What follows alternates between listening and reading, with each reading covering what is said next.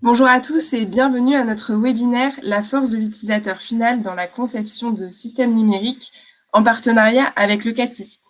Avant de commencer ce webinaire, quelques informations à ne pas oublier. Vous pourrez échanger dans l'onglet chat, donc qui est en haut à droite de votre écran, avec les autres participants ou tout simplement interagir avec nos intervenants. Vous avez également l'onglet questions sur votre droite. Vous pourrez poser directement vos questions. Ensuite, vous aurez l'onglet sondage. Nous avons déjà posté un sondage, vous pouvez déjà y répondre. Et puisque maintenant vous êtes prêts à démarrer ce webinaire, je vous propose d'accueillir Florian Larue et Maëlys Pointreau, qui font partie de l'équipe Système centré sur l'humain au CATI et qui vous présenteront les compétences des 3 unités technologiques du CATI, donc axées sur les technologies 3D, immersives et la simulation numérique. Donc, avec l'application de ces trois compétences, il y aura 3 projets qui seront illustrés. Donc, vous aurez Julien Morlier de la faculté des STAPS de l'Université de Bordeaux, qui vous parlera d'un projet sur l'amélioration des performances cognitives des sportifs via les nouvelles technologies et notamment la réalité virtuelle. Ensuite, nous aurons Emmanuel Frouté, cofondateur de Practix, qui vous présentera une solution immersive de formation aux neurosciences. Et enfin, Boris Gambé, ingénieur d'affaires chez Holoforge Interactive, sur un projet région collaboratif de 2 ans sur des méthodologies centrées sur l'utilisateur et ses propriétés. Donc, pour ceux qui ne me connaissent pas, je suis Charlotte Sartre. Je suis en charge de l'animation du Domex Smart 4D chez Digital Aquitaine. Et pour nous présenter rapidement, Smart 4D fait partie de l'association Digital Aquitaine qui rassemble les acteurs du numérique en Nouvelle-Aquitaine. Et Smart 4D anime et fédère les acteurs de la simulation interactive, de la modélisation scientifique, technique et industrielle, sans oublier toutes les technologies liées à la réalité augmentée et virtuelle. Donc, tout au long de l'année, nous organisons des groupes de travail, des événements, que ce soit des réunions adhérentes, des stands collectifs sur différents salons. Et nous organisons également des visites industrielles et bien d'autres événements. Et l'objectif de tout ça, ça va être de créer des synergies entre nos adhérents et de leur permettre de développer un maximum leur réseau. En ce qui concerne nos adhérents, on va avoir une soixantaine d'entreprises allant de la start-up au grand groupe, sans oublier les PME. Si vous souhaitez avoir plus d'informations, n'hésitez surtout pas à me contacter. Vous allez avoir mon contact juste après, si tu peux, voilà, Maëlys, changer. N'hésitez pas à me contacter. Merci beaucoup. Je passe la parole à Florian et Maëlys. Oui, bonjour. Ça s'est mis à jour. Bonjour. Mais d'abord, on va se présenter. Moi, je suis Florian Larue, je suis le responsable de l'unité système centré sur l'humain au CATI. Je vous expliquerai un petit peu ce qu'on fait et qu'est-ce que c'est. Qu'est-ce que c'est que le CATI? Puis Maëlys, je te laisse te présenter. Oui, bonjour à tous. Moi, je suis Maëlys Pointreau, je suis ingénieure recherche et développement spécialisée dans les facteurs humains principalement.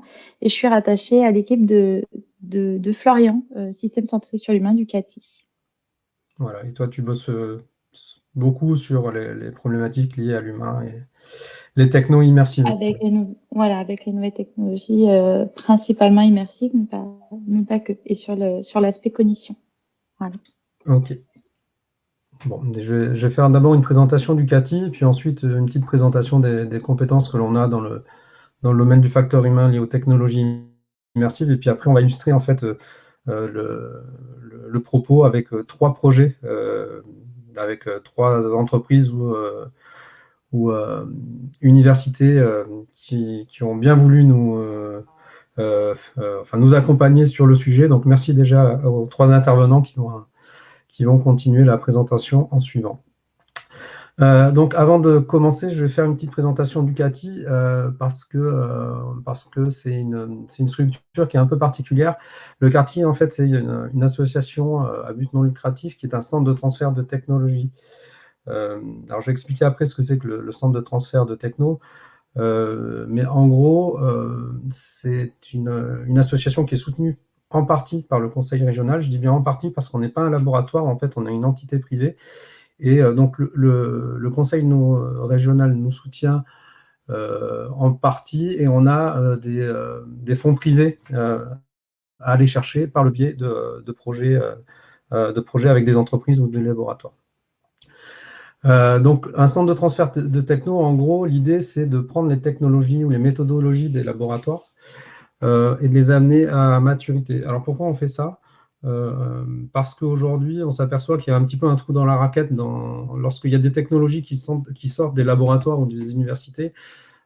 C'est souvent assez difficile à mettre en industrialisation, et les entreprises ont du mal, en fait, à proposer, enfin à utiliser les technos ou méthodologies qui sortent des laboratoires. Et donc, nous, notre job, c'est de faire ça, c'est de prendre ces compétences au niveau des laboratoires, de travailler avec les laboratoires, et ensuite de monter en maturité les méthodologies et les technologies pour que les entreprises ensuite puissent les utiliser et les industrialiser. Donc, en gros, le job du CATI, c'est de lever des verrous techniques et des verrous humains en sortant des laboratoires et de les monter à maturité pour que les entreprises puissent les utiliser. Donc, ce qui est assez original chez nous, c'est qu'on est divisé en 3 unités technologiques. Non, excuse-moi, Maëlys, si tu peux juste revenir sur l'autre slide. Donc, on est divisé en 3 unités technologiques. Et ça, c'est quelque chose qu'on ne retrouve pas dans les autres centres de transfert de technologie. Vous verrez qu'en fait, les 3 unités sont assez complémentaires et permettent de répondre à pas mal de besoins des entreprises aujourd'hui. Donc aujourd'hui, on est presque 50 et on a également 3 plateformes d'innovation que je vais vous présenter ensuite. Tu peux passer, Maëlys, s'il te plaît. Donc, au niveau de l'organisation, il y a 3 unités technologiques. Je vais commencer par l'unité algorithmes et données. Donc, c'est une unité en fait d'une dizaine de personnes qui va travailler sur la valorisation de la donnée, mais en allant du cloud, le stockage, le traitement, jusqu'à l'intégration et l'implémentation d'algorithmes d'intelligence artificielle.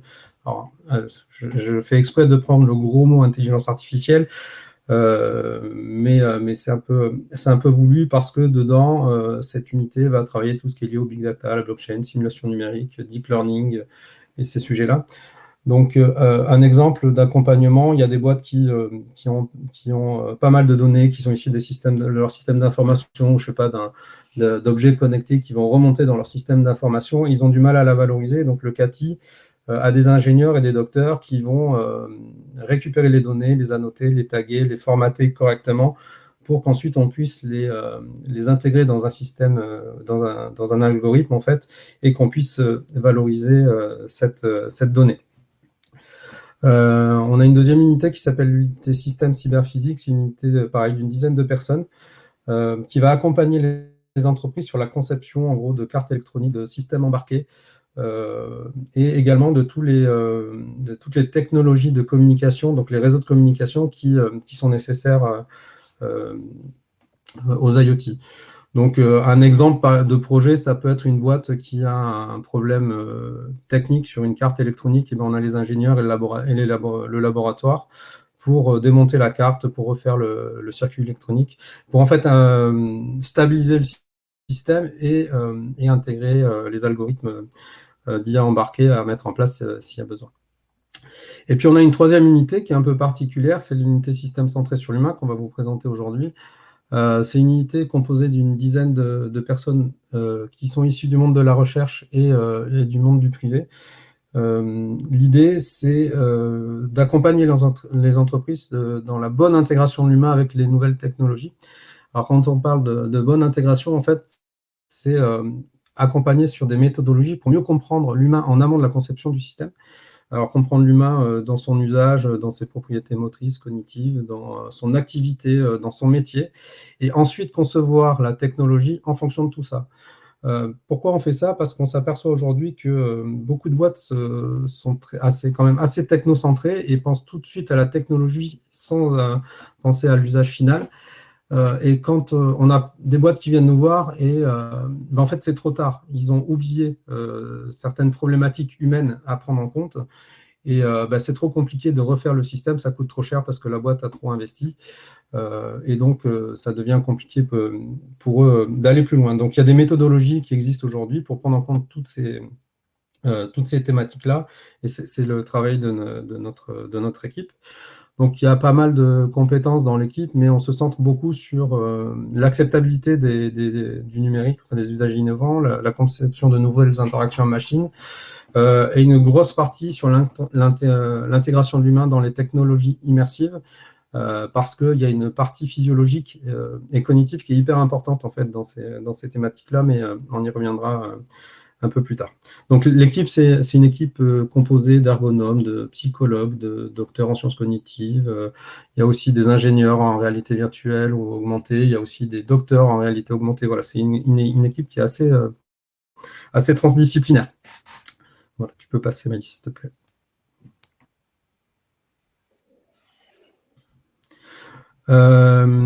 Alors, je vais vite parler des plateformes technologiques Ducati. Donc, en fait, on cherche à sensibiliser les entreprises et à mettre à disposition des entreprises des moyens d'intégrer facilement des compétences des 3 unités.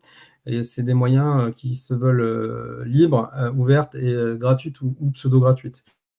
Donc, il y a 3 plateformes en fait au CATI qui sont en développement et qui sont même en production. Il y a une plateforme d'intelligence artificielle en fait qui va permettre de prototyper assez rapidement des algorithmes en intégrant des données. Il y a une deuxième plateforme qui s'appelle la plateforme Pitch que je vous présenterai un peu plus tard. C'est une plateforme d'évaluation cognitive et comportementale où l'idée, c'est de proposer aux entreprises des moyens simples et efficaces d'intégrer de la conception centrée utilisateur dans leur démarche. Et après, il y a une plateforme qui s'appelle la plateforme Citron. C'est une plateforme qui permet en fait de concevoir des objets connectés de manière assez rapide et qui permet aussi d'optimiser en fait le passage à la production de ces objets connectés. Tu peux passer à la suivante, s'il te plaît. Et enfin, on a une dernière équipe qui est une équipe assez transdisciplinaire, qui est une équipe transdisciplinaire au niveau de la robotique. Donc, c'est une équipe qui s'appelle CATI Robotics. En fait, on a acheté un Tiago, donc c'est un robot, une plateforme robot sur lesquelles les 3 unités vont intervenir. Donc, l'unité système cyberphysique, par exemple, va modifier les capteurs du robot pour améliorer la précision de la donnée. Il y a l'unité algorithme et données qui va bosser plus sur la partie intelligence du système, donc tout ce qui est reconnaissance vocale, faciale, déplacement et toutes ces choses-là. Et nous, l'équipe système centrée sur l'humain, on va plutôt travailler sur l'interaction homme-machine et la communication, collaboration entre l'homme et le robot et surtout son acceptabilité. Donc l'idée de cette équipe, c'est de créer des briques technologiques en fait qui seront ensuite réutilisables et transférables aux entreprises. Donc c'est pas forcément que dans la robotique. La robotique est un support en fait pour développer de nouvelles briques. Et puis ça fonctionne plutôt pas mal parce que on a commencé il y a 2 ans et puis on a fait 3e à la Coupe du Monde, 2e à la Coupe d'Europe. En 2019. En 2020 et 2021, ça a été annulé, mais voilà, les résultats sont plutôt pas mal. Je te laisse continuer, Malice, s'il te plaît. Donc là, on va plus se focaliser sur l'équipe système centrée sur l'humain. Tu peux passer? Merci. Donc, en fait, l'équipe système centrée sur l'humain, je vous disais, c'est une dizaine de personnes sur des sujets que certains appellent sciences molles. Mais l'idée, c'est de pouvoir bien comprendre l'humain dans son fonctionnement et d'intégrer ça dans la conception de système pour en fait améliorer l'acceptabilité du système final et ses ventes.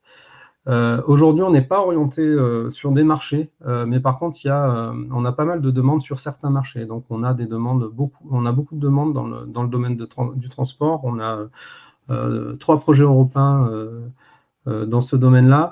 Beaucoup de projets dans le domaine de la formation et notamment avec les technologies immersives, mais ça, on y reviendra un peu plus tard également. Des sujets sur la santé, les systèmes d'information. On n'est pas orienté marché, mais c'est vraiment ces marchés-là qui ressortent aujourd'hui. En termes de techno, alors on a quelques spécialités, notamment dans tout ce qui est lié à la réalité virtuelle, augmentée et ces choses-là.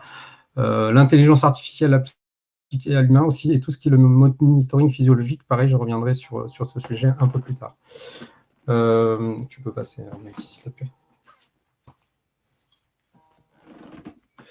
Donc, je voulais... excusez-moi, je coupe mon téléphone. Donc, je voulais revenir sur la plateforme Pitch. Donc, Pitch, c'est la plateforme d'évaluation cognitive et comportementale pour l'humain que l'on est en train de développer au CATI.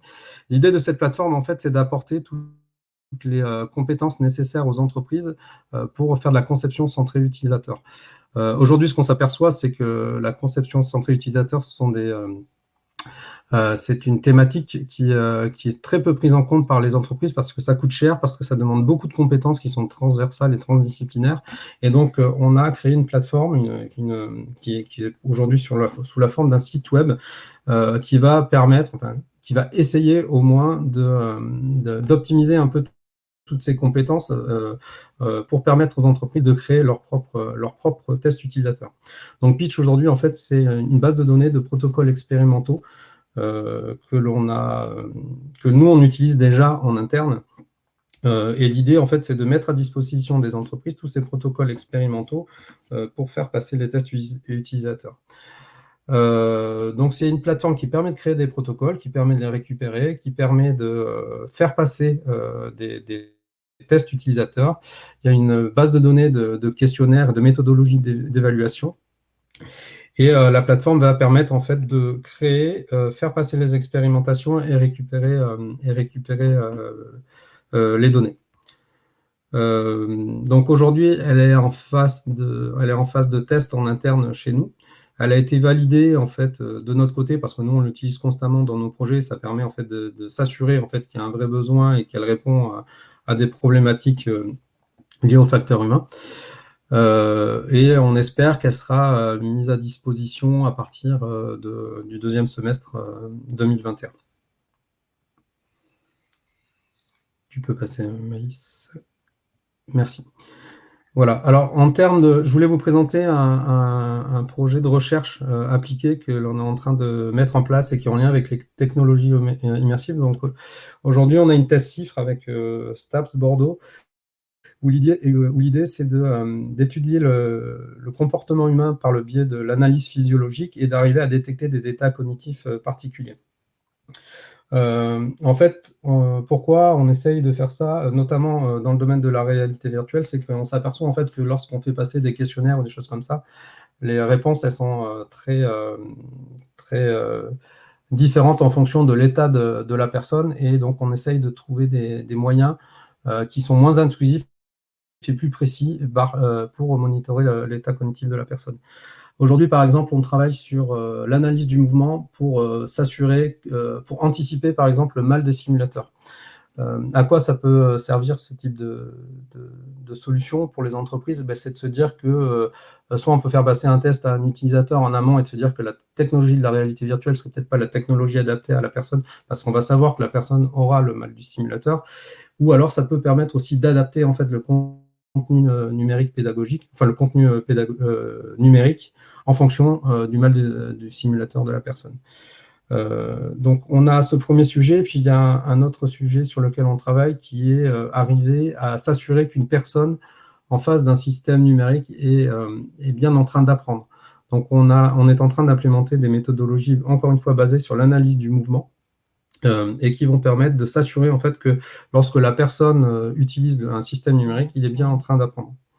Donc aujourd'hui, on a des papiers qui sont en train de sortir sur ces sujets. C'est pour être très honnête, ce sont mais c'est le rôle du CATI, mais ce sont des niveaux de maturité technologique qui sont très bas. Et donc, on essaye de valider en fait les concepts sur des cas d'usage assez simples. Et une fois que ce travail aura été validé, le CATI va s'occuper de monter en maturité ces technologies pour qu'elles soient adaptées à beaucoup plus de cas d'usage. Je te laisse passer, Maëlys. Voilà, je te laisse la main. Ok, oui, merci. Donc, comme le précise le titre de ce webinaire, on cherche à établir la force de l'utilisateur lorsque vous mettez en place des solutions, qu'elles soient immersives ou pas d'ailleurs, à partir du moment où elles sont technologiques, il va y avoir un impact sur les performances des utilisateurs et surtout sur l'adoption du système numérique par l'utilisateur. Évidemment, ici, il y a deux grands axes qui se dessinent et que nous, on intègre systématiquement dans nos projets. Ça va être les caractéristiques de l'utilisateur qu'il faut nécessairement considérer pour pouvoir développer une solution numérique adaptée qui va du coup être plus facilement adoptée. Et ensuite, il y a l'impact de la technologie elle-même sur l'utilisateur. Voilà. Ces deux axes sont à considérer systématiquement pour optimiser en fait la solution et éviter de réengager des coûts de refonte de la solution ou du contenu numérique ou du changement de support numérique. Donc, parmi les caractéristiques qui sont propres à l'individu, donc à partir du moment où vous savez que la solution technologique va toucher une personne, va être utilisée par quelqu'un, il y a toutes les caractéristiques qui sont propres à l'individu, aux individus et aussi à l'objectif de votre solution numérique. Parmi les caractéristiques que l'on appelle intra-individuelles, donc qui sont propres à l'individu, il va y avoir naturellement l'âge, le genre, le milieu social, entre autres. Évidemment, il y a énormément de caractéristiques qui nous définissent, nous en tant qu'individus seuls, mais il y a aussi des caractéristiques inter-individuelles. Ce sont des caractéristiques qu'on retrouve chez tout le monde, qui sont difficilement modulables, voire assez rigides. Et là, l'idée, c'est d'intégrer systématiquement le fonctionnement humain, donc pour la personne seule, mais aussi pour son fonctionnement général, pour être sûr que le système va être, votre système numérique va être bien déployé. Je parlais aussi des caractéristiques qui sont propres au projet, parce que une fois qu'on a défini les profils utilisateurs, il faut faut aller un petit peu plus loin dans le profil de la personne qui va utiliser la solution numérique, et notamment quand il s'agit de contraintes très précises. On pense surtout à l'industriel où il y a des contraintes métiers qui vont être fortes, des contraintes d'environnement, des contraintes d'utilisation de la solution. Est-ce que c'est à l'extérieur, à l'intérieur? Est-ce qu'il y a des zones de danger? Si oui, qu'est-ce qu'il faut éviter comme solution pour que la personne reste concentrée sur le fait qu'elle soit dans un environnement dangereux? Il y a évidemment donc des répercussions sur les caractéristiques qui sont interindividuelles. On pense souvent qu'on va faire un forcing quelque part en mettant en place une solution technologique pour des individus, et pourtant notre fonctionnement est tel que parfois la solution technologique n'arrivera pas à contrecarrer. Je pense par exemple à l'apprentissage. Il faut faire attention au format de la technologie qui peut aller faire l'inverse en fait de ce que l'on souhaite faire à la base, c'est-à-dire transmettre du savoir et apprendre. Et toutes ces clés, tous ces verrous humains sont à définir en amont du développement de la solution pour être sûr qu'au moment où vous développez votre solution, elle va être très facilement adoptée, enfin en tout cas utilisée dans un premier temps et si possible adoptée une fois qu'elle est intégrée dans le quotidien de la personne. Voilà, son fonctionnement va légèrement se modifier, mais ne va pas entraver ce qu'il doit faire. Et l'idée, évidemment, en intégrant tout de suite, dès le début du projet, l'utilisateur ou les utilisateurs finaux, ça va être d'éviter une refonte de la solution. Ça peut être, donc je l'ai précisé tout à l'heure, le changement d'une solution technologique. On parle, voilà, il y a beaucoup de projets avec les solutions immersives, surtout avec la crise qu'on traverse en ce moment. Il y a quand même des points d'alerte parce que une solution technologique ne va pas forcément permettre d'aider une personne parce que son fonctionnement général, qu'il soit cognitif, moteur, social, est dessiné d'une certaine manière. Le but, c'est évidemment d'éviter d'engager de nouveaux coûts pour améliorer la solution, alors que dès le départ, en faisant de la prévoyance quelque part, en étant vigilant, ça aurait pu être minimisé. En fait, c'est le premier versant, le premier grand axe qui permet de définir les caractéristiques qui sont propres à l'humain pour pouvoir utiliser des technologies. Et maintenant, il y a l'autre axe qui, lui, consiste à comprendre l'impact de la technologie sur l'utilisateur. Ouais, je vais reprendre la main là-dessus. L'idée là de cette slide, c'est plutôt de se dire que il y a déjà pas mal de choses en fait qui sont faites dans la littérature scientifique au niveau de l'impact des technologies immersives sur l'humain. Et il y a pas mal on va dire de choses qui sont encore mal définies et sur lesquelles il y a des fausses idées. Donc je vais en balayer quelques-unes assez rapidement. Mais par exemple, lorsqu'on parle de simulation, on pense souvent qu'il faut un réalisme graphique hyper important.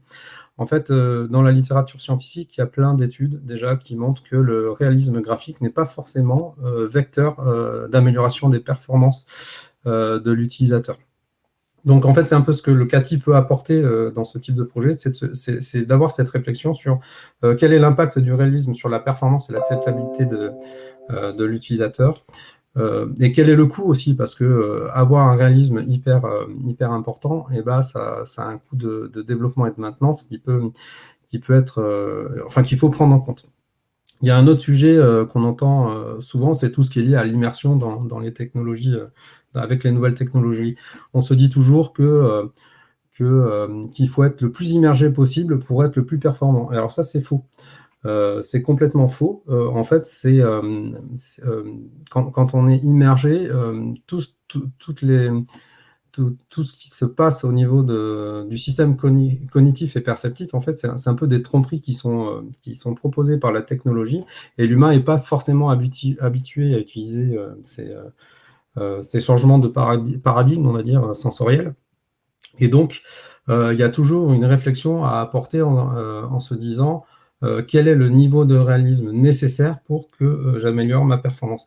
Il y a plein d'études scientifiques qui montrent que être trop immergé, en fait, ça ne permet pas d'avoir plus de performance pour l'utilisateur.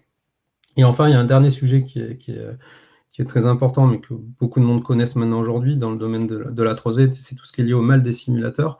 Aujourd'hui, la 3D, c'est une technologie en fait qui intègre en fait l'ensemble des sens de l'utilisateur par rapport à une interaction avec un écran 2D. Il y a notamment cette notion de profondeur qu'apporte la 3D et que en fait tous les gens ne comprennent pas ou n'arrivent pas à intégrer. Et bien comprendre l'humain, bien savoir comment il fonctionne, s'assurer en fait que ces compétences sont en adéquation avec la 3D, c'est des thématiques qu'il faut travailler et qu'il faut connaître. Donc, bien comprendre l'humain dans l'usage de la 3D, notamment en simulation immersive, c'est des sujets également sur lesquels nous on travaille et sur lesquels on a une force et des compétences à apporter sur les projets. C'est bon pour moi, Maëlys.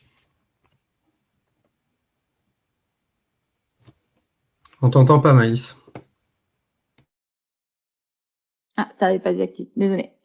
Donc, comme on le précisait, en fait, il y a cette importance de centrer l'utilisateur au moment des conceptions de systèmes numériques, bien souvent oublié, effectivement, parce qu'il y a un coût à intégrer en amont du projet, mais qui va finalement, qui est un bon investissement, en fait, qui va se répercuter ensuite sur votre solution, puisqu'il n'y aura pas besoin de remoduler sans cesse votre solution pour qu'elle soit adaptée à votre utilisateur final et pour qu'elle soit parfaitement adaptée à votre projet surtout.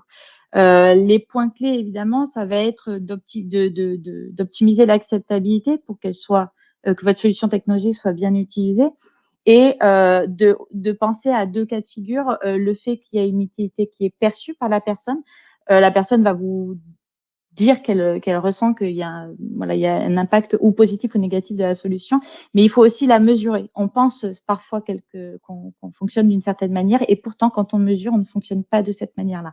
Et ça, c'est assez souvent oublié. C'est ce qu'il faut intégrer en amont dans le but de maximiser l'adoption de votre solution numérique. Du coup, il y a un trinôme à sans cesse intégrer dans les projets, nous c'est ce qu'on fait au CATI, c'est le fait d'optimiser via la caractérisation du profil utilisateur, ensuite la définition de la bonne technologie à adopter pour le projet en question et bien sûr d'adapter le contenu numérique pour ce projet-là. Et systématiquement, ces trois éléments sont mis en boucle pour que la solution finale soit parfaitement adaptée. Donc pour ça, on a quelques exemples de projets. Donc voilà, Charlotte présentait les différents intervenants. Et donc, ces différents projets permettent de mettre plus en image ce qu'il faudrait faire pour optimiser les solutions numériques pour les utilisateurs. Le premier projet voilà, qu'on va présenter, donc c'est avec Julien Morlier, avec l'Université de Bordeaux, STAPS notamment. C'est un projet qui a été réalisé en collaboration entre le CATI et STAPS dans le but d'optimiser d'optimiser l'entraînement cognitif des sportifs pour qu'il y ait des répercussions sur le terrain. L'idée d'un transfert d'un entraînement cognitif sur le terrain. Ce projet-là a été réalisé en 2 grandes étapes. La première étape a été d'accompagner donc à l'intégration de nouvelles technologies, notamment immersives. On pense à la réalité virtuelle pour ce projet-là, et de pouvoir mettre en place une solution d'entraînement cognitif pour les sportifs de plusieurs niveaux, dans le but d'avoir un suivi. Du coup, cette solution permettait d'avoir une évaluation sur le long terme du niveau cognitif des sportifs après chaque phase d'entraînement cognitif. Pour pouvoir faire cette évaluation, nous avons donc mis en place un protocole expérimental qui nous a permis de faire passer des sessions d'entraînement à des sportifs de niveaux différents, de pouvoir récupérer les données et de pouvoir les traiter. Florian présentait tout à l'heure la plateforme Pitch, la plateforme d'évaluation cognitive et comportementale de l'humain. En l'occurrence, nous l'avons utilisé donc comme un outil métier, parce que pour nous c'est un outil métier, mais pour les entreprises, ce serait un outil, comme dit Florian, ce serait un outil pour permettre d'intégrer le centré utilisateur dans le développement des solutions.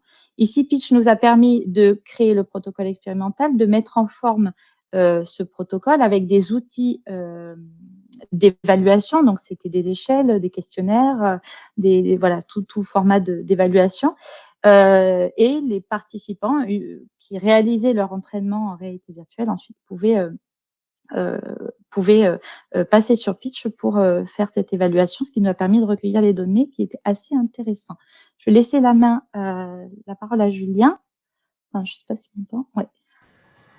Pour présenter ton projet. Merci Maëlys, merci Florian, merci Charlotte. Donc moi je me présente, je m'appelle Julien Morlier, je suis enseignant-chercheur en biomécanique à la faculté des STAPS, en gros la faculté des sports de l'Université de Bordeaux. Et je vais faire une présentation en 2 temps. Je vais d'abord vous présenter un projet, un bâtiment qui s'appelle le bâtiment SMART.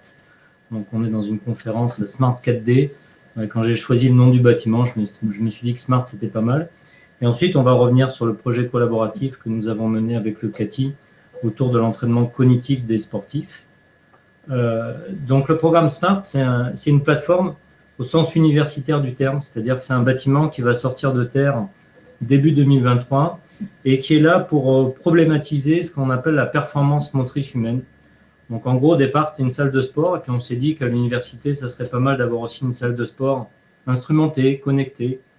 Et puis, on a fait évoluer le programme, le projet, pour au final sortir une plateforme, c'est-à-dire un bâtiment de 4000 m² de surface utile qui vient problématiser la performance motrice humaine, c'est-à-dire que dans le bâtiment, on va pouvoir travailler bien évidemment sur le sport de haut niveau, parce que notre pays est dans une dynamique olympique et nous devons accompagner aussi les sportifs de haut niveau dans la recherche de la performance avec une vision vraiment globale, voire holistique, de la compréhension de cette motricité, mais on pourra aussi faire diffuser ou pergoler toutes les connaissances que l'on a sur le sport de haut niveau, chez l'homme sain, chez l'homme malade ou chez l'homme en situation de handicap. Et là, on parlera plutôt d'une performance de vie.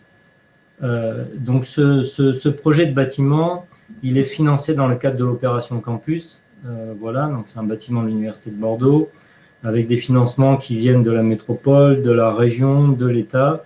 Et il est inscrit, comme je le disais depuis le début, dans la dynamique olympique dans laquelle notre pays est engagé. Maëlys, si tu peux juste avancer, s'il te plaît.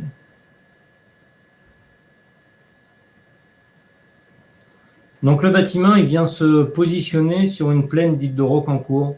C'est un peu le bout du campus, pour ceux qui connaissent le campus de l'Université de Bordeaux, qui est un des plus grands campus d'Europe. On est à la limite entre Pessac et Gradignan, en bordure de rocade. Et là, on a une plaine dite de Rocancourt qui fait 19 hectares. Et dans le projet de l'Université de Bordeaux, eh bien, on va essayer de faire revivre, donc sur toute la partie haute de la slide, côté Collège d'Espègue ou Université Bordeaux-Montaigne. On va investir dans la rénovation des infrastructures sportives et d'un lieu de vie de campus au milieu.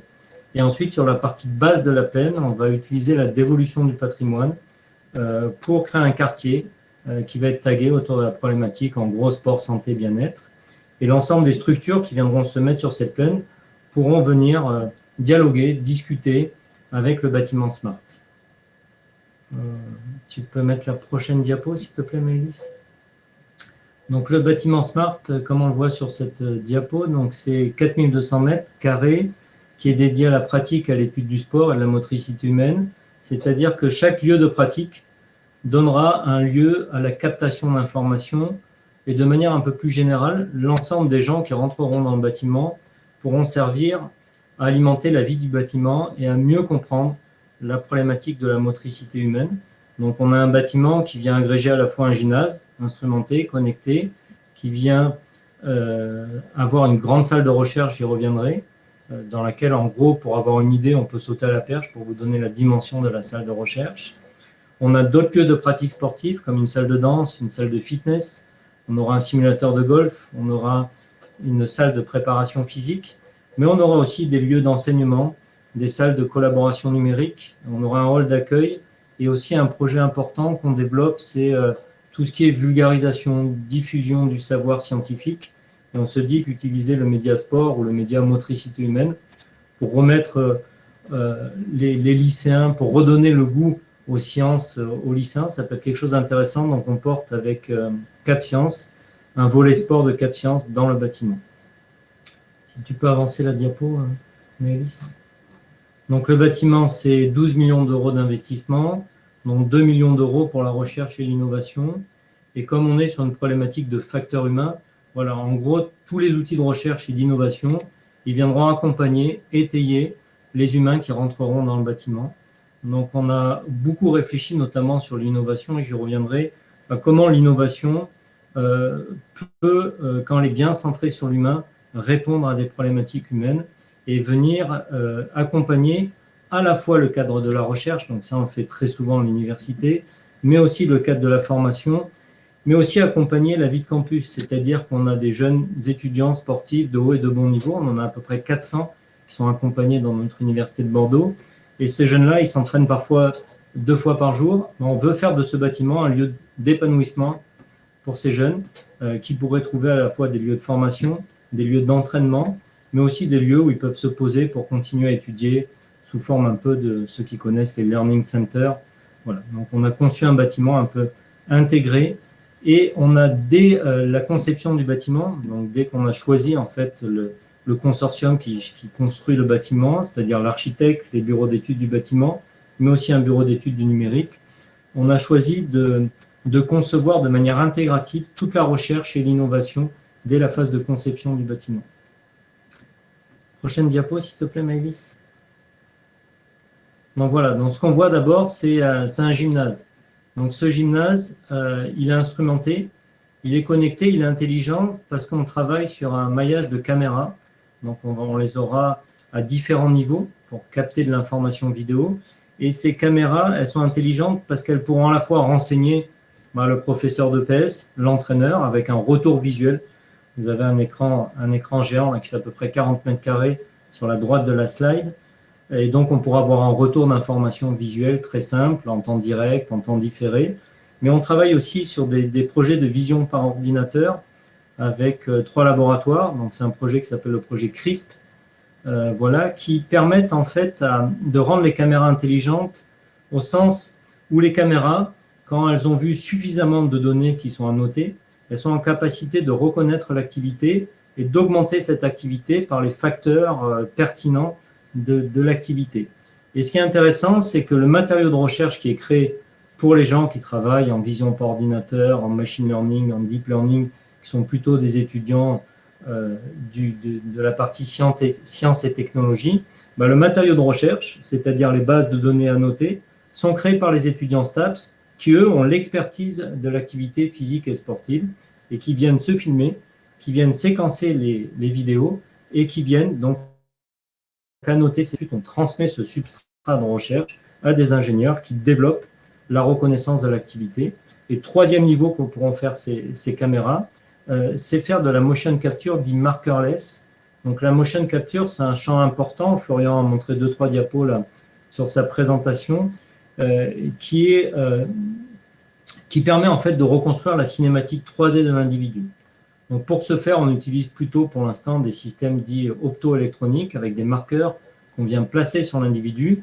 Mais si on veut être dans le champ du mouvement écologique, c'est-à-dire de la situation réelle de pratique, de la situation de match, de compétition, où on a à la fois la partie émotionnelle, psychologique, la partie environnementale qui influence la motricité humaine. Mais dès qu'on a de la motion capture sans marqueur, eh bien on peut reconstruire dans cet environnement écologique le mouvement 3D réel de l'individu et de plusieurs individus. Donc pour ceux qui suivent un peu les avancées de la vision par ordinateur, qui est une communauté scientifique qui produit énormément, on peut faire de magnifiques choses dans ce domaine-là. Donc on aura toutes ces technos dans la salle, avec aussi la conceptualisation d'un dispositif qui vient remonter l'information de manière facile. Donc on est plutôt sur des capteurs qui communiquent sur des réseaux IP, donc soit sur du réseau filaire, du réseau Wi-Fi, et qui nous permettent de remonter les données sur une plateforme dite d'agrégation de données numériques. Derrière le mur d'escalade, on a une salle de recherche, voilà, avec un couloir de course. La salle de recherche est un peu plus grande qu'un terrain de basket. Et là, on va venir plugger à peu près 1 million d'euros de technologies classiques qui permettent d'analyser le mouvement humain, mais aussi de s'interroger, et j'y reviendrai, sur la cognition, c'est-à-dire sur le cerveau, quelle interaction il y a entre le cerveau du sportif et la machine humaine. Donc on va venir interroger ça avec des outils plutôt gold standard, qu'on pourra aussi déporter à l'extérieur. On a un hall d'accueil qui se veut aussi un hall d'accueil de partage, de rassemblement, de bien-être et de diffusion du savoir, c'est-à-dire que le bâtiment, on l'ouvrira le week-end, voilà, pour faire des manifestations, des expositions, et permettre au grand public d'être confronté aussi à une performance sportive, très certainement en utilisant aussi l'artefact de réalité virtuelle qui permet de s'immerger, comme l'a dit Florian, et d'être au contact. Il vient défier Usain Bolt en courant, vient de faire dribbler par Messi. C'est aussi des choses qu'on aimerait développer le week-end pour sensibiliser le grand public à la pratique sportive de haut niveau et pour au final mettre en avant le sport de haut niveau comme étant une pratique ou un modèle où des individus doivent collaborer ensemble, doivent prendre des décisions dans des environnements qui sont très contraints par le temps, par l'émotion, par les enjeux. Et donc, on peut se dire aussi que renverser ce paradigme en disant que dans ce cadre-là, on a des humains qui collaborent et qui sont en capacité de prendre les bonnes décisions, ça peut être un modèle qu'on peut appliquer après, voire même sur la décision politique. Maëlys, la prochaine, s'il te plaît.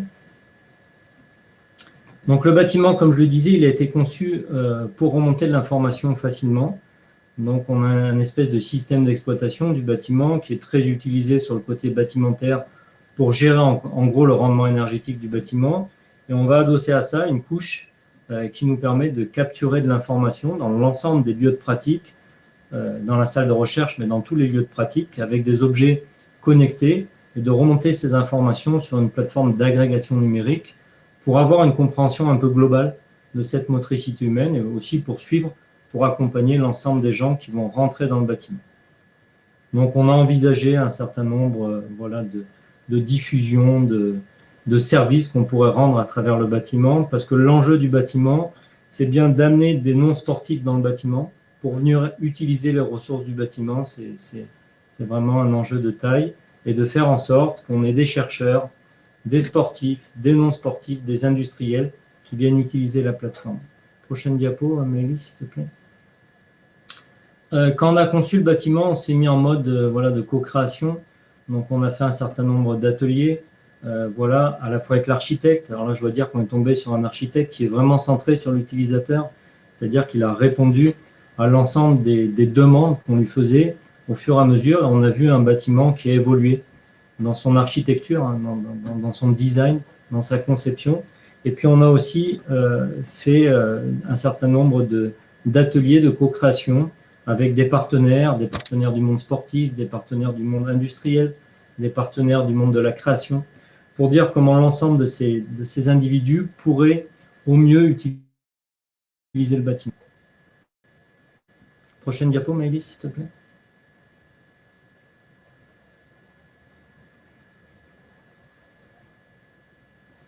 Donc l'idée du bâtiment, c'est de développer avec cette infrastructure un laboratoire ouvert. Donc on a un lieu aussi pour ça, dans lequel on va pouvoir venir se poser, c'est-à-dire des chercheurs de l'Université de Bordeaux. Donc là, je suis chargé de mission par le président de l'université pour créer l'environnement de recherche autour de ce bâtiment. Mais c'est des entraîneurs, des sportifs, des industriels, et travailler ensemble sur des problématiques données. Donc là, en gros, c'est de se dire, on sait à peu près faire, ou on travaille beaucoup sur la question de l'apprentissage, de l'optimisation du geste, que ce soit via la machine humaine ou via son cerveau, les neurosciences. On travaille aussi sur l'interaction entre l'homme et son matériel. Voilà. Mais je pense qu'il y a un gros item de recherche qu'on doit développer, en tout cas dans le champ de la performance sportive. C'est tout ce qui est autour de l'équilibre de vie et de l'environnement des sportifs. Les Anglais, ils appellent ça life balance. Donc, c'est faire adhérer aussi toute la partie sciences humaines et sociales à ce projet de recherche, parce que je pense que tant qu'on n'aura pas une vision un peu complémentaire, un peu globale de ce qui se passe et tous les facteurs qui viennent influencer cette motricité, on ne pourra pas comprendre les mécanismes voilà, qui viennent créer une performance. Et ça, c'est très important. Alors, notre idée, un peu, c'est d'agréger des données utiles, hein, pas de la big data, mais bien de la useful data, co-construite avec les utilisateurs. Et ensuite, en utilisant des algos de deep learning, d'arriver à reconstruire les interactions entre les différentes facettes voilà, qui viennent influencer le mouvement humain. Alors maintenant, pour parler un peu du CATI et du projet, oui, on aura aussi, alors oui, c'est important, on aura aussi des espaces de collaboration numérique et on va mettre un peu d'argent dans tout ce qui est collaboration, la donnée numérique, la data visualisation. Donc ça, c'est des données aussi importantes pour faire adhérer aussi des non-sportifs qui viennent faire du design, qui viennent conceptualiser des projets dans le bâtiment. Donc, pour revenir sur la partie projet collaboratif qu'on a mené avec le CATI, il s'agissait d'un projet où on avait souhaité entraîner des sportifs, c'était des rugbyman, sur un dispositif de neurotracker. Donc, vous avez un dispositif qui s'appelle le 3D Mot, donc on voit les vidéos là qui bougent, où en gros, on a mis en place, le CATI a conceptualisé ce dispositif en réalité virtuelle. J'ai voulu utiliser, c'était un peu ma demande, d'utiliser la réalité virtuelle parce que je trouve qu'elle est plus immersive et qu'elle se rapproche bien en fait des contraintes qu'a le sportif dans un environnement 3D avec aussi tous les défauts de la réalité virtuelle. Donc le CATI nous a aidé à développer et à coder en fait ce 3D Mot dans le casque de réalité virtuelle. Et ensuite, on a travaillé avec Maëlys sur la conceptualisation de l'expérimentation. Voilà, donc on voit l'expérimentation. Donc on avait une phase d'entraînement cognitif, donc on a entraîné des sportifs. Alors cette manip est tombée en plein Covid, donc on a eu des soucis, mais on a quand même réussi à avoir des sportifs qui sont venus s'entraîner sur un dispositif 3D Mode, qui est un dispositif qui est pas évident sur l'entraînement parce que ça demande une charge cognitive qui est importante. Voilà, donc on a mesuré tout ça aussi à travers cette approche expérimentale centrée sur l'humain. Et ensuite, on a essayé de regarder les conséquences de cet entraînement sur le terrain. Donc ça a été des données qu'on a pu récupérer. Donc sur le terrain, c'est-à-dire en situation réelle de pratique sur le rugby et sur la prise de décision. Est-ce que les gamins qui avaient progressé en 3D Mode avaient aussi progressé sur le terrain? Donc on voit des résultats, ce n'est pas la peine de les afficher très en détail parce que c'est une étude très en amont, très prospective. On n'a pas eu beaucoup de public en raison du Covid. Mais on s'est rendu compte, on a des indicateurs qui nous laissent à penser qu'on a des résultats très encourageants et qu'un des enjeux aussi de l'entraînement dans le champ du sport, alors autant la préparation physique, elle est très universitarisée depuis 30 ans, elle est très pointue, donc la machine humaine est très pointue, mais on a tout le cerveau du sportif à entraîner et toute l'interaction entre le cerveau et la machine humaine à comprendre et à entraîner. Donc je ne sais pas s'il y a une autre diapo ou si j'en ai fini, Maëlys. Non, c'est bon. Merci beaucoup, Julien. Merci beaucoup. Merci, Julien. De rien, avec plaisir. Je vous propose de continuer avec Emmanuel. Oui, si vous avez des questions, n'hésitez pas à les mettre directement dans les onglets questions. Je te laisse la main. Super, merci. Merci Julien. Alors du coup, voilà, on a déjà un premier projet qui vous montre l'importance d'intégrer l'utilisateur dans le développement de solutions numériques. Alors avec la présentation du gymnase connecté, c'est d'autant plus parlant. Un autre projet qu'on a réalisé avec cette fois-ci la société Practix, qu'Emmanuel va vous présenter. Alors, il s'agit cette fois-ci, il s'agit pour nous, en tout cas côté Cathy, d'intervenir à petite échelle, sur des petits temps, sur plusieurs facettes. Déjà pour encadrer et aider et guider sur les contraintes techniques qui peuvent être rencontrées pour l'élaboration de la solution Practix qui vise à former aux neurosciences et dans un deuxième temps, c'est aussi aller chercher des leviers et des verrous humains concernant l'apprentissage. Donc, c'est tout ce qui traite du cognitif principalement, pour être sûr que la solution qui est développée permet bien déjà de transmettre les bonnes informations et que ces informations-là, pour les étudiants, soient bien retenues. C'est un challenge. On fait souvent du technopush pour le numérique, par rapport au numérique pour aller optimiser l'apprentissage, etc. Mais attention, il y a des grands points d'alerte là-dessus. En recherche, c'est très connu. La solution numérique, si elle n'est pas adaptée, va faire tout l'inverse de ce qu'elle souhaite faire, à savoir apprendre. Là, le but avec Practix, c'est justement d'anticiper ces limites-là pour être sûr que la solution qu'Emmanuel va vous présenter permettra bien de transmettre et d'apprendre les neurosciences.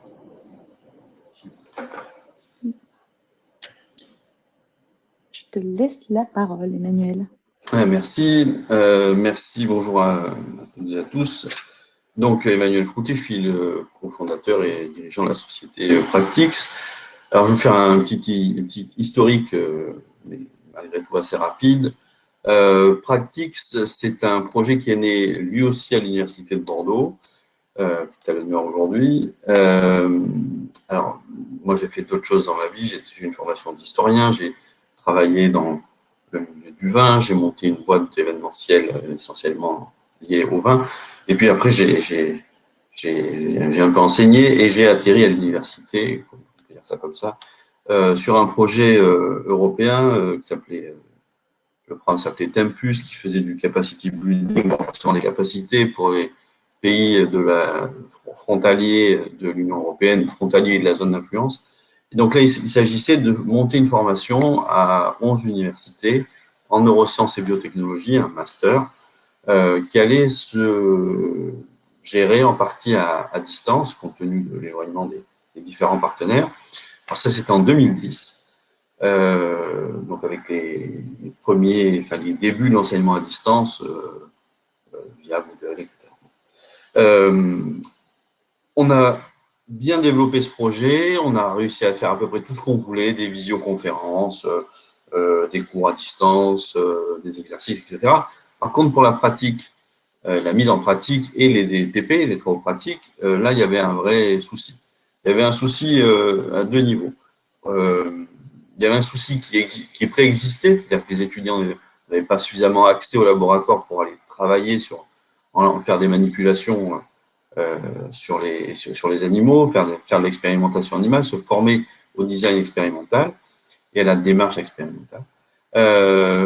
ce besoin, enfin, ce problème était préexistant parce qu'il y a un manque de moyens, parce qu'on n'a pas la possibilité de faire passer tous les étudiants de licence dans un labo, ça demande des ressources incroyables. Il y a l'utilisation des animaux qui pose souci quand même aussi sur le plan éthique. Et il y avait une double contrainte pour les pays du sud de la Méditerranée qui étaient partenaires de ce projet, qui avaient des labos qui étaient quand même bien moins lotis que ceux du nord. Et donc, il y avait encore moins de capacité à pouvoir former, même de façon assez accidentelle, des étudiants sur la pratique expérimentale. Et ça posait un réel souci dans l'acquisition de compétences, dans la mise en application de ces compétences et dans l'insertion professionnelle de ces étudiants, que ce soit professionnel ou même pour trouver un stage dans un labo du Nord de la Méditerranée ou quand ils sortaient du master pour trouver un boulot dans des boîtes de biotech.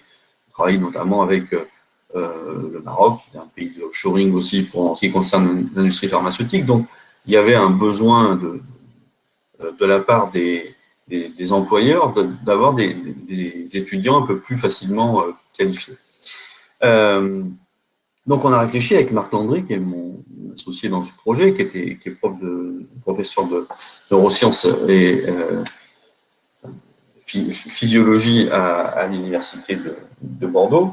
On a réfléchi à digitaliser l'environnement scientifique pour pouvoir proposer un laboratoire virtuel aux étudiants afin qu'ils puissent y pratiquer des expérimentations.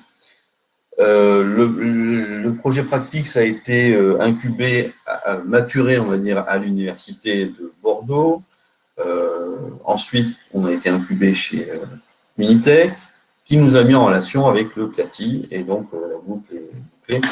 On peut passer à la slide suivante. Merci. Donc, pratique, c'est le CATI. Comme l'a dit Maïlis, très justement, au début, nous, on vient voir, Marc Landry et moi-même, donc vous avez compris, dans les deux cofondateurs, il n'y en a aucun qui a des compétences quelconques en VR, même de près ou de loin, on sait se servir de Windows, on passe à peu près tout, et encore pas bien, vous dira Florian. Mais donc, on avait vraiment une problématique très axée techno au début. Il y avait une nécessité d'accompagnement, de valider des solutions, valider ce qui était fait. Et donc, c'est d'abord le CATI, pour nous, c'est une ressource qui va nous permettre d'arbitrer sur des choix, des solutions. Est-ce qu'on prend une outil, une engine, enfin voilà. Qu'est-ce qu'on utilise? Est-ce qu'on va faire ça comme ça ou comme ça? Ensuite, le CATI nous accompagne également sur un transfert de compétences. Il joue un rôle de CTO virtuel. Pas de CTO et on n'est pas de quoi en recruter non plus.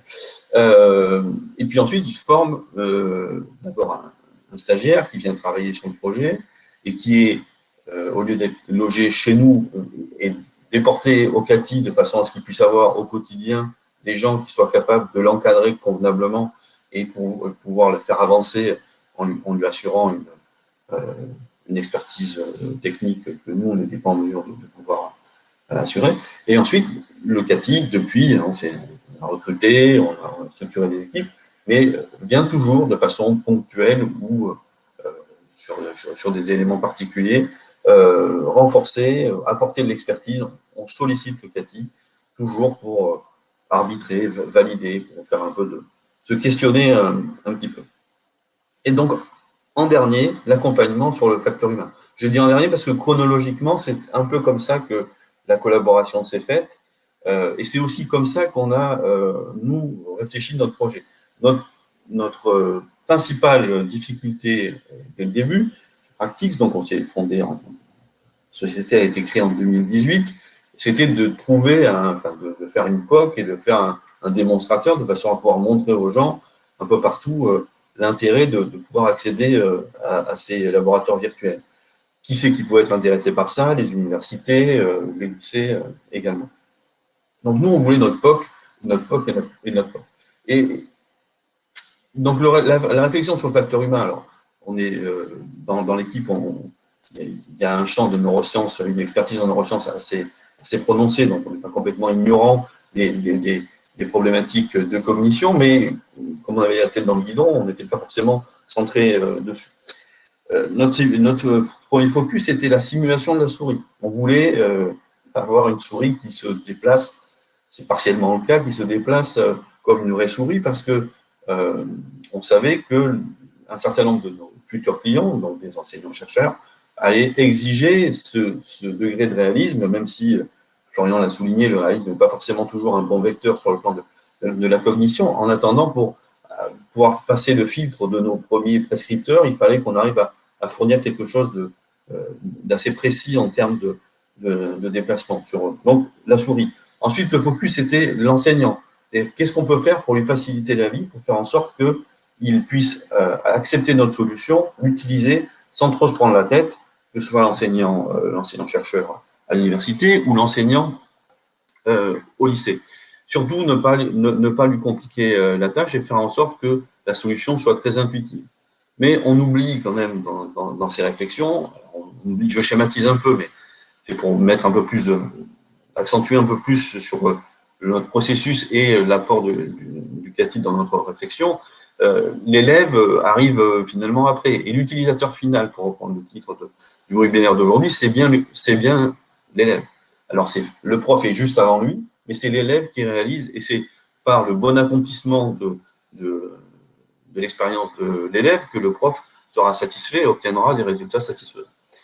Donc, ça vous illustre de façon assez transparente, je n'ai pas mis beaucoup en scène, plutôt l'inverse, ça vous illustre comment focaliser sur un certain nombre de problématiques. On peut, alors que l'objet initial, c'est bien de fournir des TP pour les étudiants, mettre cet aspect-là un peu au dernier plan de la réflexion sur le produit. Donc, heureusement, on était accompagné, ça s'est bien goupillé et on a bien continué, nous, à nourrir notre réflexion avec les inputs du CATI assez régulièrement. Donc ensuite, quelle est la problématique du TP virtuel? Donc, il faut faire passer une information, c'est essentiellement du process.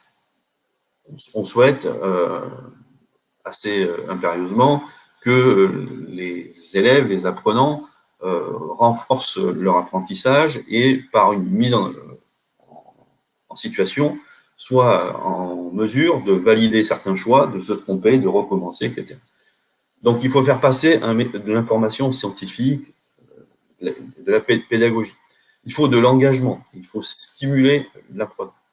Et il faut ensuite faire attention à la charge cognitive, parce que le but, effectivement, c'est pas juste qu'ils se disent « c'est super chouette, c'était génial ce labo, en plus la souris, c'est trop cool, elle bouge dans tous les sens ». Il faut surtout qu'ils se souviennent de tout ce qu'il a fait dans le cadre de cette expérimentation. Pour vous donner une idée, on a échangé avec des professeurs du secondaire qui, au début, étaient quand même assez positifs sur notre solution, mais assez réticents sur tous les aspects techno-push, justement. Pour diverses raisons, je ne vais pas rentrer là dans les détails, mais il y en a un qui me disait, écoutez, on fait maintenant, c'est la grande mode, c'est les escape games. Donc, on fait des escape games avec les élèves, ils passent un super moment, on fait un petit retour une semaine après, on a le retour du super moment qu'ils ont passé, mais absolument rien sur le support de cours qui a servi à encadrer cet escape game, qui montre bien que l'engagement, c'est quelque chose, mais il ne faut pas qu'ils prennent le pas sur l'acquisition des compétences. Donc après, nous, on s'est mis en relation avec l'inspection d'académie, on a travaillé avec le ministère de l'Éducation nationale, parce qu'on couvrait une problématique du programme de terminale notamment, mais une démarche, sur la formation à la démarche expérimentale de façon plus large, et que dans les lycées, il n'y a absolument pas moyen de faire rentrer des animaux, et c'est pas forcément souhaitable non plus.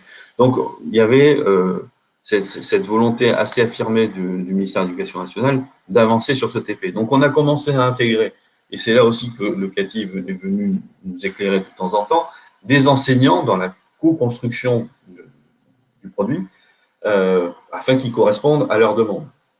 Donc là, on est un peu entre le marteau et l'enclume, entre les impératifs techniques et le client, entre guillemets, qui exige beaucoup de choses, qui au début ne veut absolument pas de version sur le net parce qu'ils n'ont pas de connexion, donc ils vous poussent vers la version logicielle.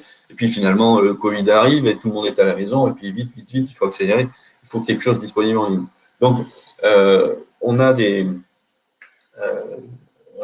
est allé plus vite, on a fait des allers-retours avec cette intégration des clients et des utilisateurs dans notre co-construction.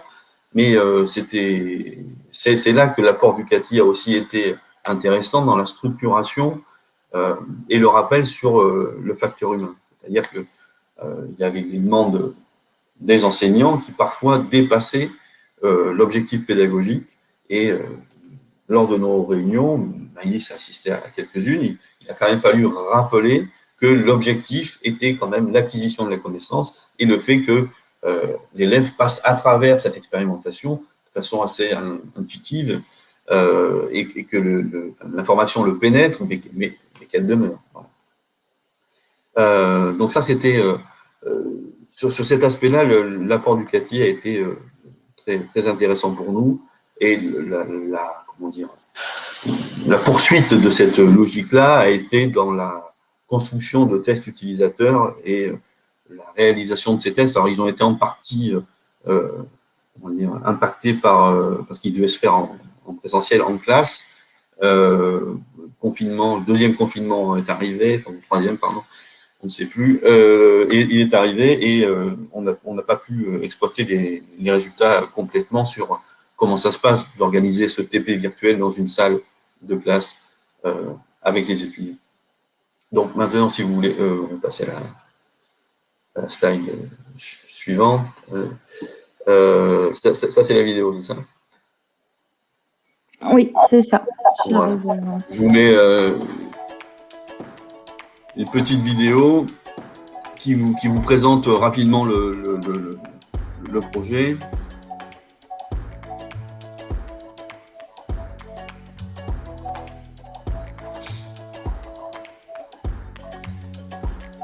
Donc, on a réfléchi sur des interfaces utilisateurs pour l'enseignant, pour qu'il aille créer sa classe virtuelle, qu'il puisse... Alors, normalement, la vidéo est en anglais, donc on l'a traduite juste pour la présentation d'aujourd'hui, mais pas l'application.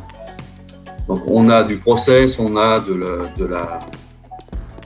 l'hygiène et sécurité, on travaille avec des souris, là encore, du process, de l'utilisation d'agents pour faire des injections, du calcul de dose, des éléments éthiques.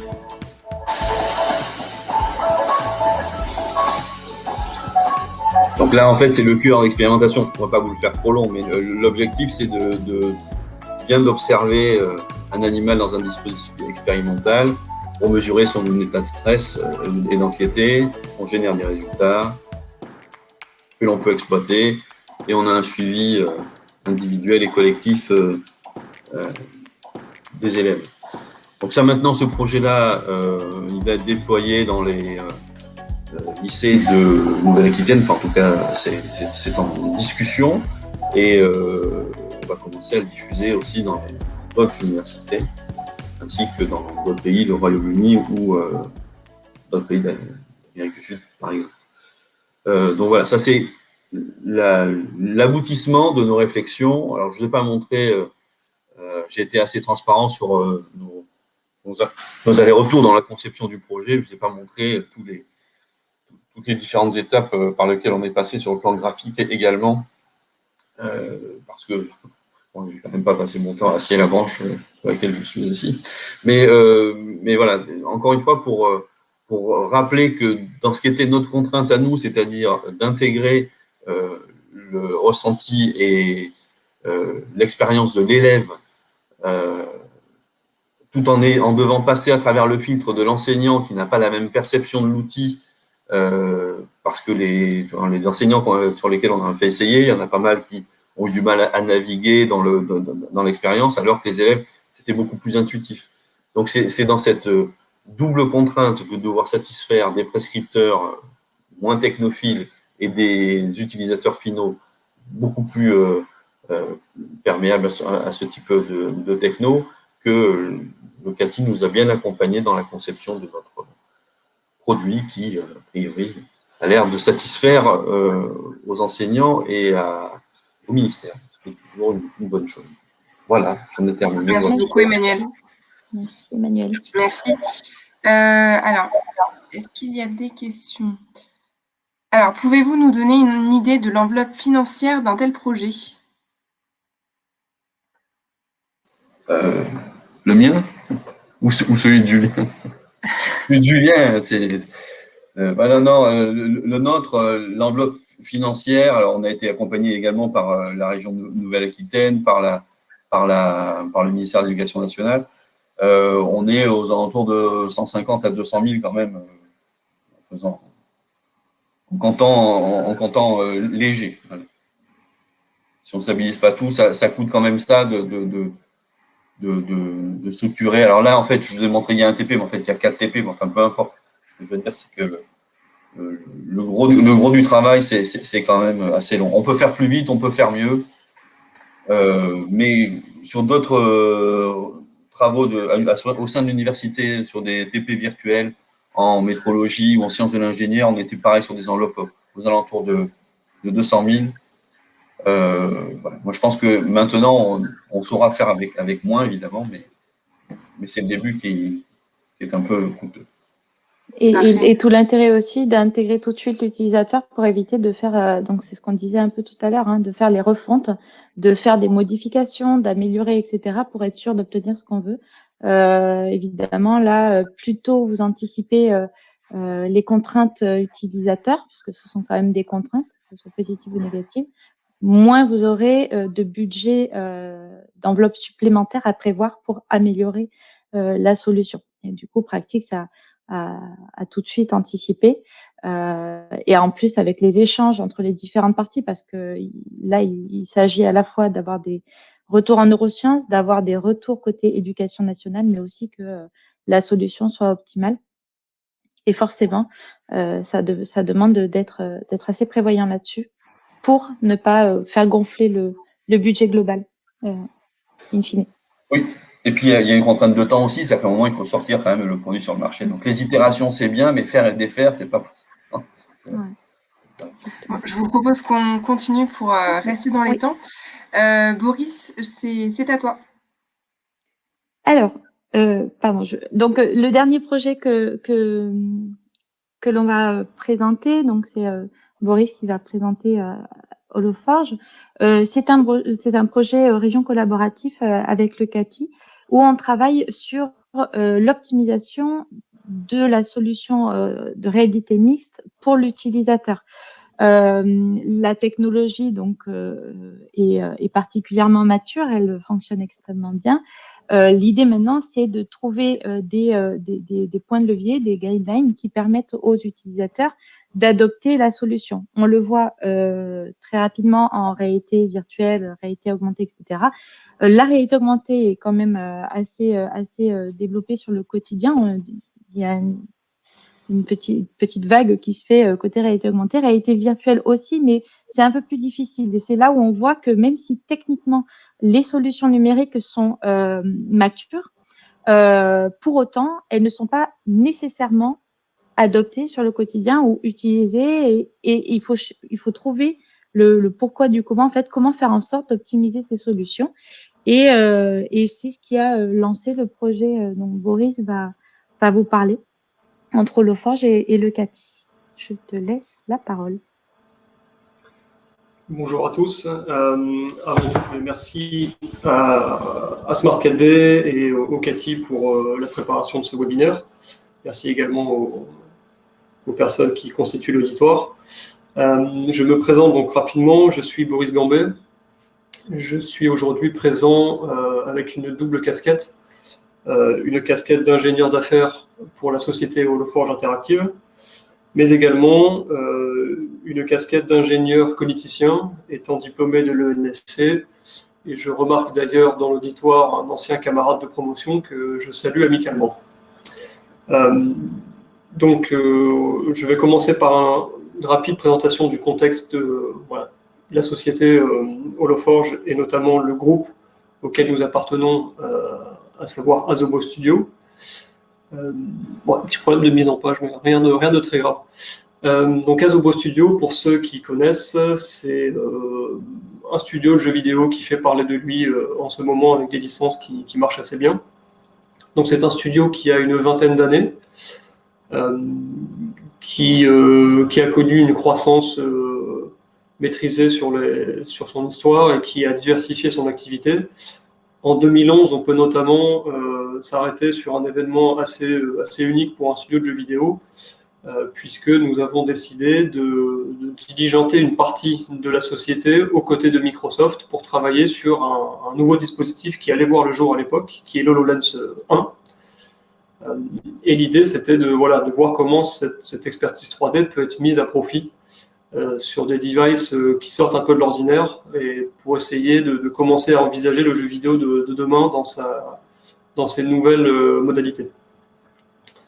C'est donc à cette occasion qu'a été créé ensuite le département HoloForge que je représente aujourd'hui, et qui a pour vocation d'aller adresser, avec cette expertise d'une vingtaine d'années sur la 3D temps réel, d'aller adresser les professionnels sur des secteurs extrêmement variés. Donc, très rapidement, je vois qu'il est déjà midi et quart, je vais essayer de faire un peu plus bref que ce que j'avais prévu pour que tout le monde puisse éventuellement échanger derrière.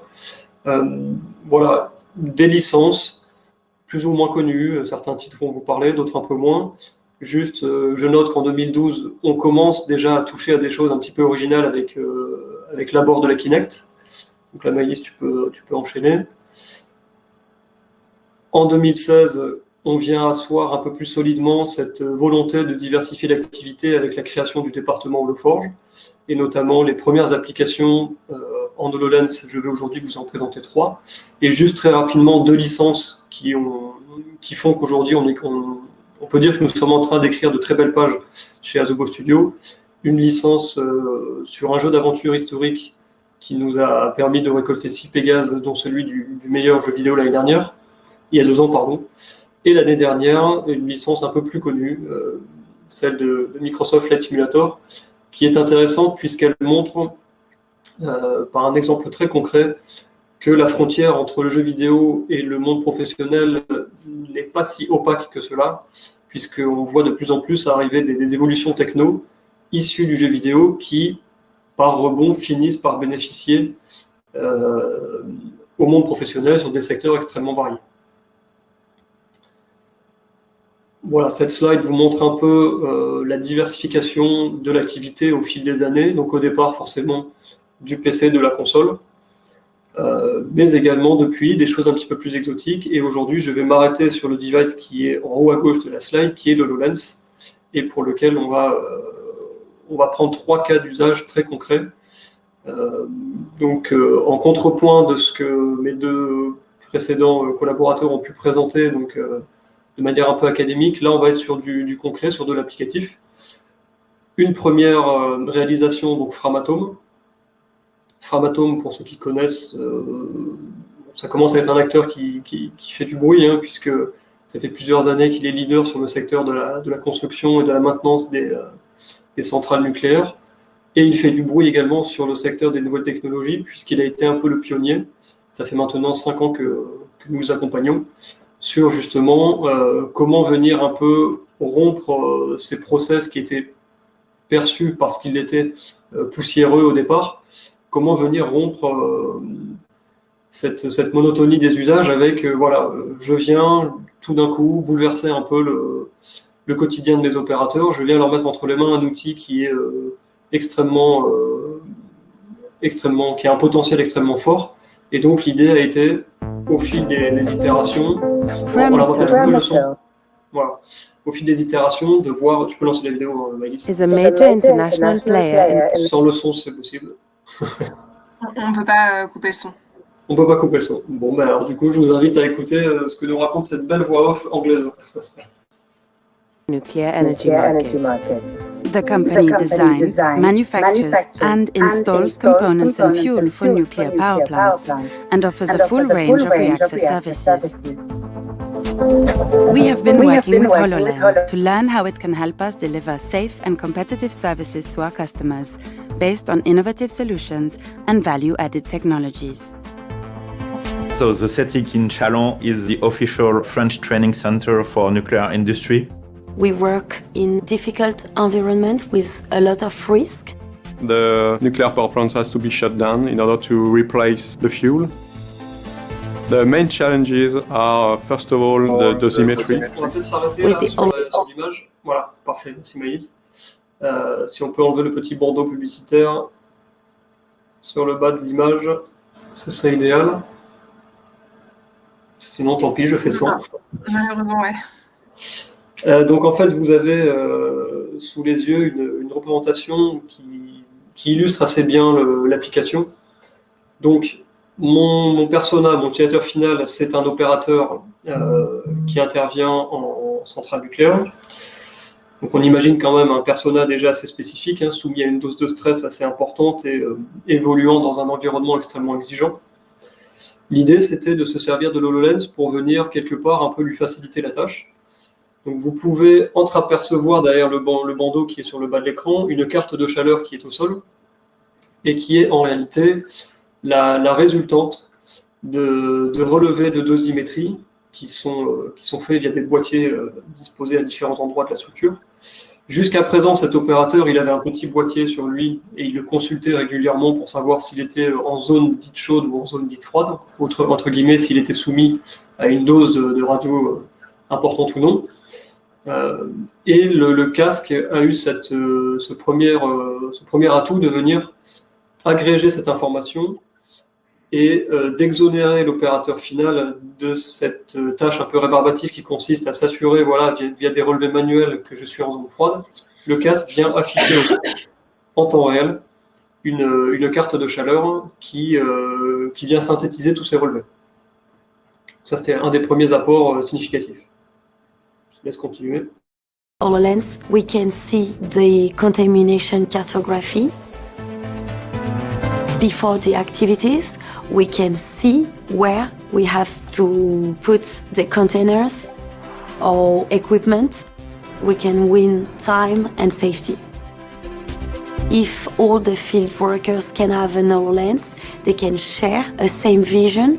They can discuss the activity about the risk that they will meet. We propose to field workers to be able to have in real time the dosimetry directly in their field of view. So now they can have a direct vision on the time left for doing their job. Lifting is a big risk in the nuclear center. HoloLens could help us visualize safety zones. It could give assistance for inspecting the stud holes, assess if they are working on the right stud hole. If the field workers meet some problem, we can share some information with an expert. Si on peut s'arrêter également là-dessus, voilà. Deuxième utilisateur final, donc le premier, c'est mon opérateur en fond de piscine qui vient faire la maintenance des équipements. Mon second utilisateur final, c'est le superviseur, entre guillemets, qui lui n'est pas forcément présent sur site, qui est dans un bureau distant et qui, via l'HoloLens, conserve une vue assez omnisciente, puisqu'il a également, en plus du retour vidéo que vous voyez, qui consiste à simplement récupérer le stream vidéo de la caméra de l'HoloLens, il a également une reconstitution 3D de l'ensemble du site, de l'ensemble de l'environnement de travail, qui est généré par les caméras présentes sur le casque, et qui lui donne vraiment une pleine connaissance de l'environnement dans lequel son équipe est en train d'évoluer. Voilà pour ces deux personnages. On va peut-être mettre fin à la vidéo et passer sur le deuxième cas d'usage. Je vois que le temps file. Mont-Saint-Michel, donc là nous sommes sur une application sur un tout autre secteur, nous sommes sur de la culture. Pourquoi j'ai choisi ce cas d'usage pour ce webinaire? Parce que autant sur le premier, nous avons un utilisateur final qui est quelque part extrêmement bien connu, extrêmement bien défini, puisque l'opérateur en fond de piscine peut être clairement décrit, en tout cas clairement théorisé via les composantes qu'a décrites Maëlys tout à l'heure, hein, intra, inter, et puis également par rapport à son environnement. Autant là, sur le Mont-Saint-Michel, nous nous adressons au grand public. Il s'agissait d'équiper un musée. Et donc, c'est peut-être le cas d'école le plus compliqué à gérer pour nous, puisque nous avons une variabilité extrêmement importante entre les individus, et il nous faut penser à un design universel qui n'est pas forcément chose aisée. Je te laisse lancer la vidéo associée, s'il te plaît. Des technologies qui redonnent vie à l'histoire. Voilà, c'est parfait, si on n'a pas le son, comme ça je peux garder la parole. Donc l'idée c'était de venir augmenter une maquette qui est présente au musée des Invalides dans l'aile du musée Plan Relief à Paris. L'idée c'est de venir augmenter cette maquette physique avec des hologrammes. Et ce qui a été intéressant au cours de ce développement, c'est que nous nous sommes rendus compte, via des tests utilisateurs que nous avons menés en cours de design, que le grand public, contrairement à nous qui étions biaisés puisque nous utilisons HoloLens au quotidien, présentait des comportements extrêmement singuliers lors de la découverte de la techno, puisque ça reste un device extrêmement peu répandu, et donc le grand public qui est venu découvrir cette technologie holographique pour la première fois avec notre expérience. Face à ce nouveau paradigme, on est vraiment en train de repenser le rapport à l'information 3D, qui n'est pas sur un support plan comme nos mobiles ou nos PC, mais qui est contextualisé autour de nous. Nous avions des comportements un petit peu de stupéfaction sur les premières secondes d'expérience.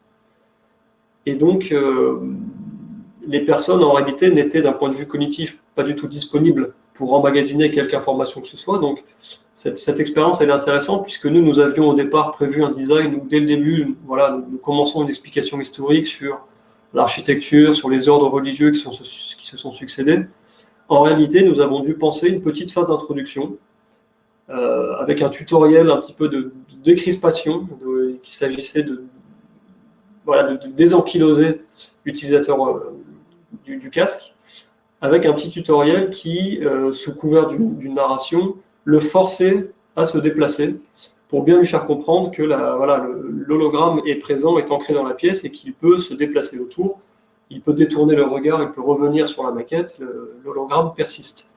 Et donc c'est vraiment cette phase de test utilisateur en cours de design qui nous a permis de réorienter la conception de notre flow. Et sans cette étape, je pense que nous aurions eu une application qui aurait certainement beaucoup moins fait parler d'elle. Donc ça, c'était pour le cas d'usage grand public. Le troisième cas d'usage, c'est un cas d'usage santé. Donc là, un peu à l'instar de Framatome, on a un persona extrêmement bien connu. Il s'agit d'un secouriste. Donc je t'invite à lancer la vidéo. Ce sera une façon d'illustrer ce cas d'usage. Donc là, l'idée, c'était venir équiper les équipes de secouristes qui interviennent auprès d'une victime.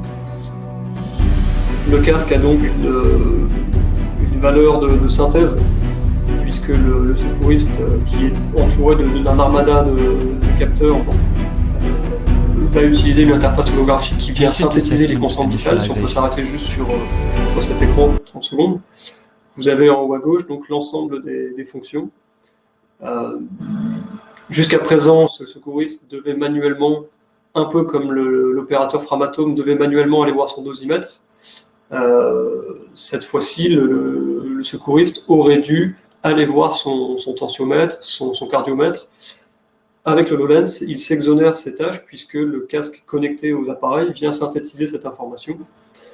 Et donc, sur la conception, on était forcément très exigeant et très proche de l'utilisateur final qui a quelque part co-conçu la solution avec nous, puisqu'il y avait d'une part une certaine exigence métier, on est sur la santé, on n'a pas le droit à l'erreur, et également il s'agissait de ne pas non plus venir polluer l'affichage de ce secouriste qui reste avant tout quelqu'un qui intervient physiquement auprès de la victime.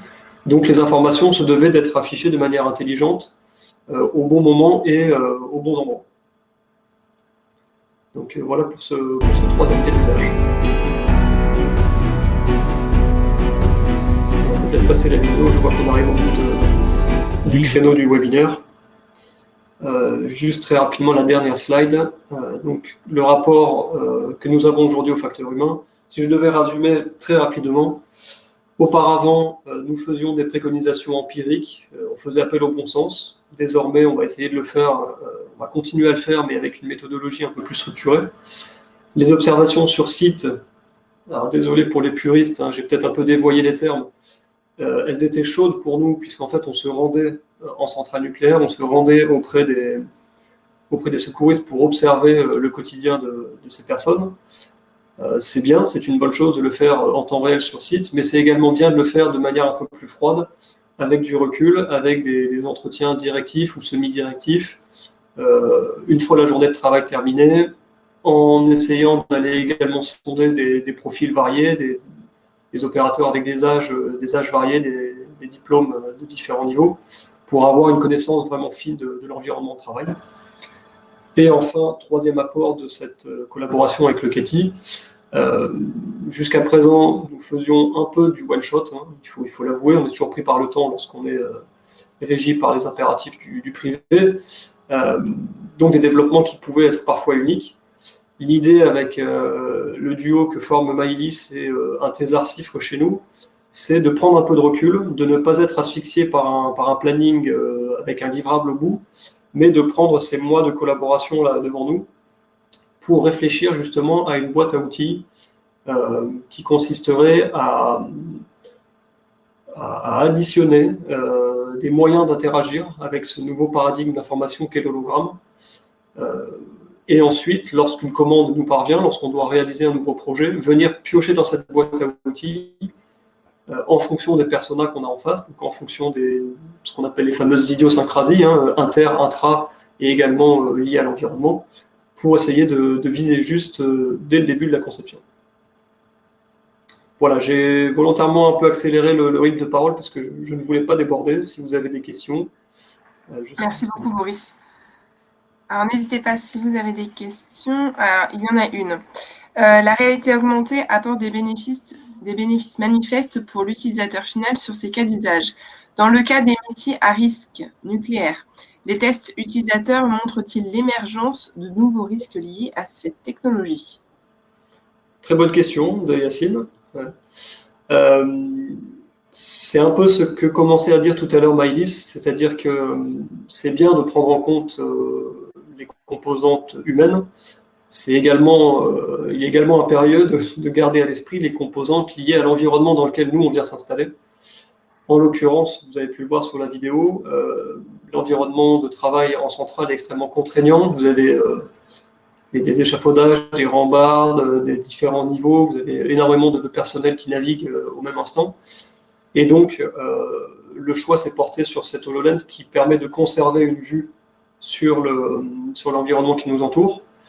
Donc ça, c'était un premier élément de réponse. Le deuxième, c'est que malgré tout, là, pour le coup, Yacine a raison, on a tendance à être un peu focalisé sur sa tâche, surtout si je viens en plus augmenter mon geste opératoire de tout un tas d'informations holographiques. Je suis un peu dans un tunnel, je suis concentré sur ma maintenance. Ce qu'on a essayé d'apporter avec la vision superviseur pour le coup, donc le chef d'équipe qui a une vision globale de ses opérateurs, c'est que en remontant le scan 3D de l'environnement, on récupère également l'ensemble des obstacles physiques présents sur le lieu. Et puisqu'on est sur une application multi-utilisateur, j'ai également la présence des avatars qui viennent représenter, qui viennent figurer les autres membres de l'équipe présents sur site. Ainsi, en tant que superviseur, j'ai vraiment une vue omnisciente de la situation et je peux éventuellement prévenir mes opérateurs en cas de situation de proximité un petit peu dangereuse. Alors, je vais juste compléter du coup ce que tu dis, Louis, pour Yacine. Alors là, dans le cas effectivement d'un cas assez concret, là où il va y avoir de la mise en danger de l'opérateur, etc. Bien sûr que les tests utilisateurs vont aller refléter de nouvelles contraintes. C'est justement ces contraintes-là qu'il faut très très vite mettre en évidence. C'est pour ça que souvent il y a une première phase de test utilisateur pour valider. On améliore, on fait des itérations en fait sous trois fois la plupart du temps pour justement essayer de très très vite contrecarrer ces nouveaux risques en fait qui peuvent apparaître. Alors Boris le précisait très bien, on a un fonctionnement nous qui est commun chez chacun d'entre nous, et ce fonctionnement-là, on ne peut pas le forcer à changer. Quand on parle de l'attention, des attentions, c'est comme quand c'est le fameux exemple du portable au volant. Notre attention est focalisée sur quelque chose, elle n'est pas focalisée sur autre chose. Si on projette un élément 3D, un hologramme, il faut que sa projection et que l'hologramme lui-même ne viennent pas entraver ce que la personne fait, pour pas qu'il y ait en fait une double mise en danger ou voilà, qu'elle soit tellement sur tous les fronts au final qu'elle ne puisse pas voir l'ensemble des éléments qui l'entourent. Et ça, c'est ce que précisait très bien du coup Boris. Il faut, et on travaille sur ce projet-là justement, enfin sur notre projet collaboratif, sur justement ces éléments-là, où à partir du moment où on va mettre un casque à disposition d'une personne dans une situation particulière, il ne faut pas venir rajouter de nouveaux risques, il ne faut pas venir le mettre plus en danger qu'il ne pouvait l'être auparavant, même si c'est de nouveaux formats de danger. Et ça, c'est en intégrant en amont, en travaillant sur le profil utilisateur, sur les contraintes métiers et sur les contraintes de la technologie, qu'on va déjà en amont déceler les points à éliminer pour pas augmenter les dangers dans des situations comme ça. Alors là, on parle dans le cadre d'un métier à risque, mais c'est vrai aussi sur du quotidien. Ça paraît tout bête, mais être dans un environnement où il faut se déplacer avec un casque HoloLens et il y a une table à côté, si la personne est focus sur l'hologramme, pour autant, elle n'aura plus autant d'attention sur son environnement réel et elle peut très bien se cogner. Ça peut être anodin comme ça, mais c'est une forme de danger aussi. Voilà. Je te remercie Maëlys. On va devoir couper le webinaire. Si vous avez la moindre question, vous avez les coordonnées directement dans le chat. Vous n'hésitez pas à nous contacter et puis on transmettra les demandes à nos intervenants. Merci d'avoir participé à ce webinaire et puis on vous dit à très bientôt. Merci. Merci. Merci, au revoir. Merci à tous. Merci.